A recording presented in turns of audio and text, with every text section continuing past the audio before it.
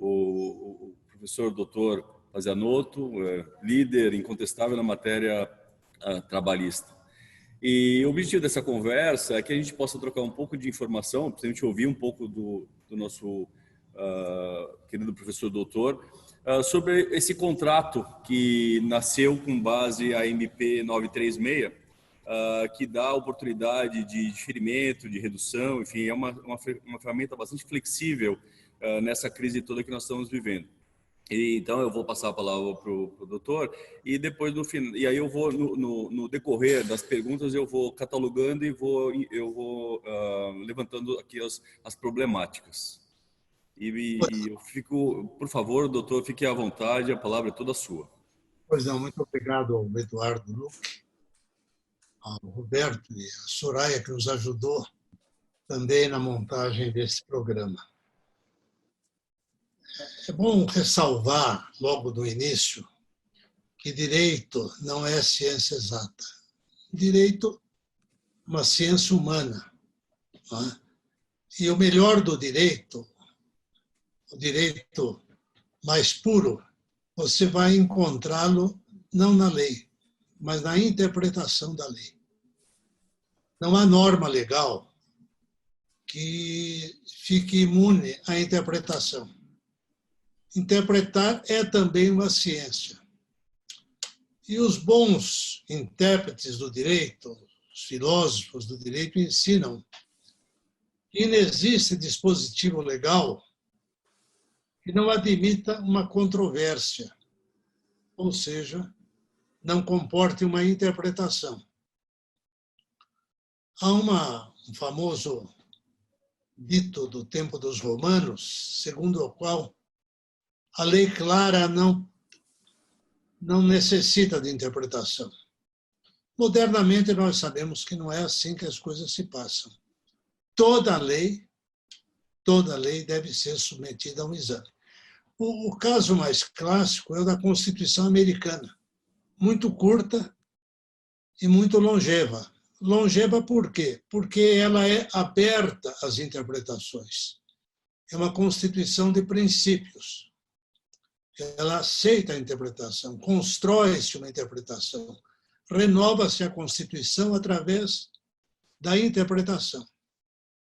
No caso do acordo direto para redução de salários entre empregado e empregador, há uma série de situações que precisam ser rememoradas.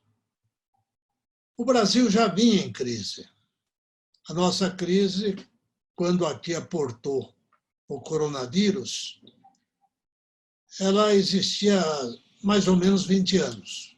Nós já tínhamos uma grande legião de desempregados e já tínhamos muitas fábricas, muitas indústrias fechadas ou com atividades reduzidas. O forte da economia brasileira tornou-se o agronegócio, porque é uma fonte de abastecimento de alimentos para o resto do mundo. Com a crise do coronavírus, estabeleceu-se um pânico geral e o Ministério da Saúde, tendo na época o ministro Mandetta, determinou, mais com o sentido de recomendação do que de ordem imperativa, que as pessoas se resguardassem ficando em casa, porque o vírus é contagioso. E o contágio se transmite através do contato social.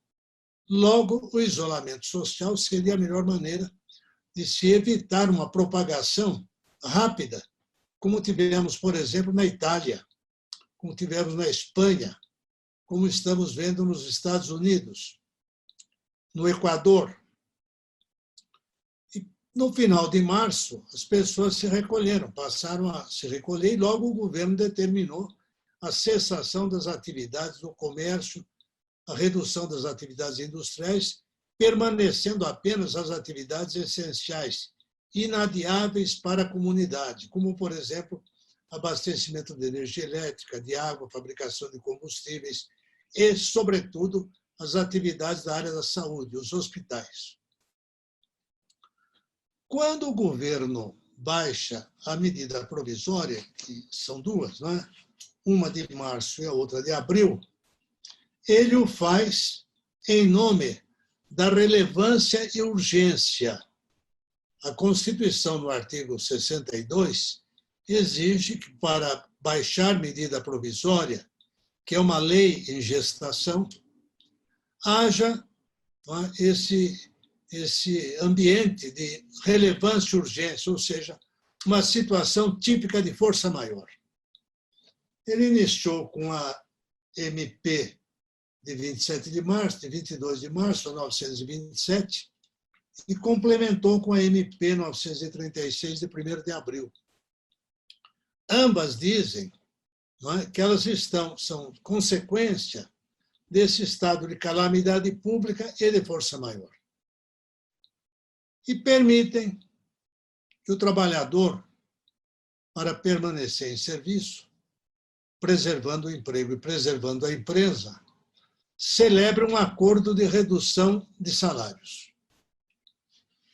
Ora, os primeiros adversários dessa medida provisória sustentaram que afrontam o inciso 6 do artigo 7º da Constituição, que determina irredutibilidade de salário, salvo o disposto em convenção ou acordo coletivo.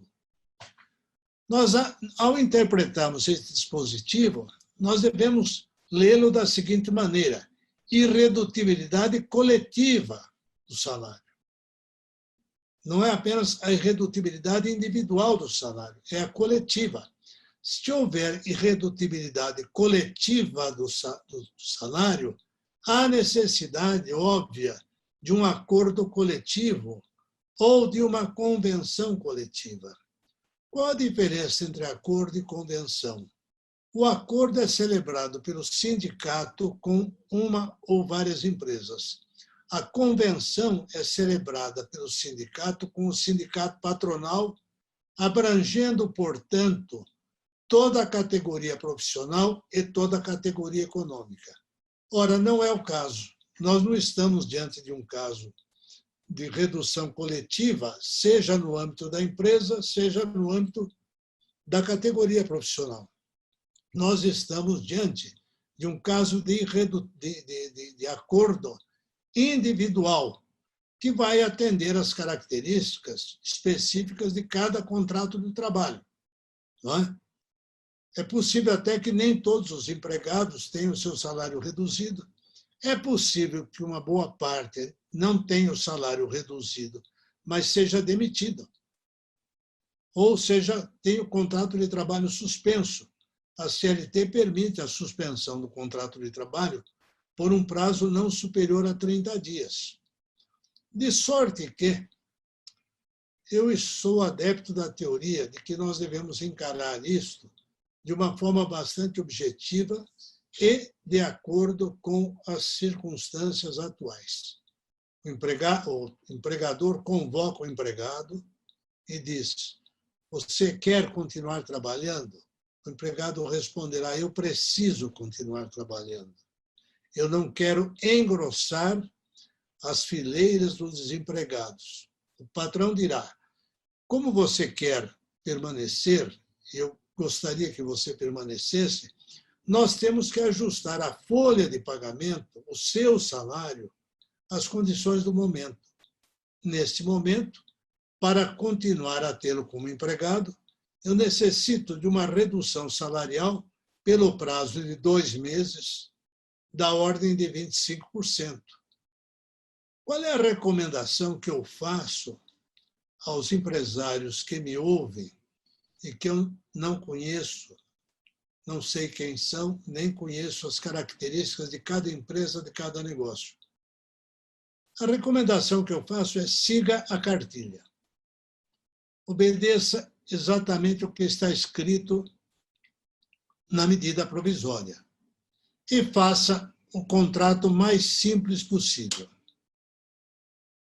Nome das partes, razão de ser do contrato, referência específica às medidas provisórias e aos artigos da medida provisória que serão aplicados, o quantum da redução salarial, ou seja, a porcentagem da redução salarial, o prazo de duração dessa redução salarial, a previsão do retorno ao trabalho em determinado dia ou determinado mês, ou assim que o governo liberar o retorno à normalidade.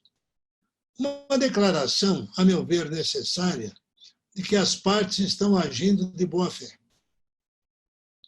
Que as partes sabem exatamente o que estão fazendo e estão agindo de boa fé.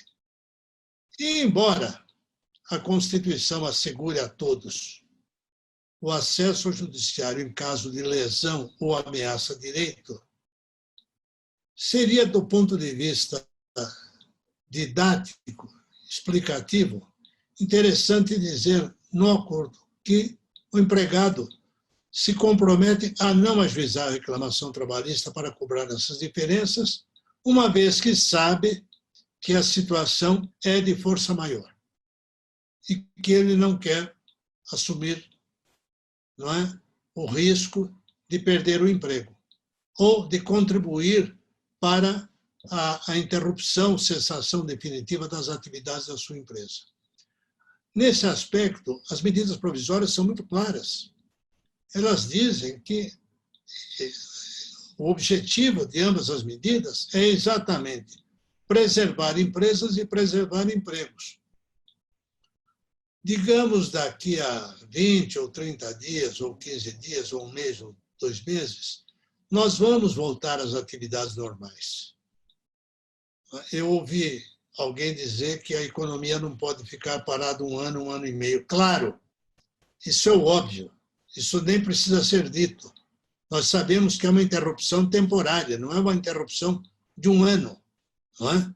Nós sabemos que daqui a alguns dias ninguém mais suportará ficar parado, todo mundo precisa reconstruir, recomeçar a sua vida, ganhar dinheiro. Não é? E, embora lentamente, gradualmente, as atividades voltarão à possível normalidade. E nós iniciaremos, então, um período importantíssimo de reconstrução de uma economia que já se encontrava combalida, mas que precisa se recuperar e começar a crescer. A mensagem que eu trago é esta. Não vou descer aos detalhes porque espero perguntas. Espero que me façam perguntas que eu tenha condições de responder. Mas a mensagem é essa: sigam a cartilha, através de documentos muito simples, muito singelos, bastante objetivos, né? Para ambas as partes se comprometerem e se assegurarem quanto à continuidade da empresa e à permanência no emprego.